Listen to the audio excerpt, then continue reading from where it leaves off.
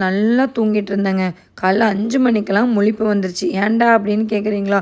பாம்பு கனவுல வந்துருச்சுங்க. இந்த சாணுல்ல சும்மா இருக்காம நேத்திக்கு மத்தியானம் தூங்கி எந்திரிச்சிட்டு வந்து நேரா, "அம்மா எனக்கு ஸ்னேக்கு ட்ரீம்ல வந்துச்சும்மா" அப்படிங்கிறா. குட்டா பேடாமான்னு வேற கேட்குறா. அப்போல்லாம் ஒன்றும் இல்லை பட்டோ, ஸ்னேக்கு கனவுல வந்துச்சுன்னா நல்லதான் ஓம் நம சிவாய 3 வாட்டி சொல்லிவிட்டு கம்முன்னு படுத்து தூங்கிருன்னு சொல்லி சொன்ன பாவத்துக்கு எனக்கு இன்றைக்கி விடிய காலையில் கனவுல பாம்பு. நான் இது யார்கிட்ட போய் குட்டா பேடான்னு கேட்க, எந்திரிச்சு குளிச்சுட்டு சாமி கும்பிட்டுட்டு நேராக வந்து கருப்பு கவுனி கஞ்சி காலையில் ரெடி பண்ண ஆரம்பிச்சிட்டேன். எப்போயுமே வந்து குக்கரில் வைக்க மாட்டேன், வடிக்க தான் செய்வேன். வடிச்சுட்டு சாணுவை கொண்டு போய் ட்ராப் பண்ணிவிட்டு வந்து கதவை திறக்கிறேன். ஒரு ஆள் என்னோடய ஃப்ரிட்ஜிலேருந்து ஏதோ ஆட்டையை போட்டுட்டு இருந்தார்.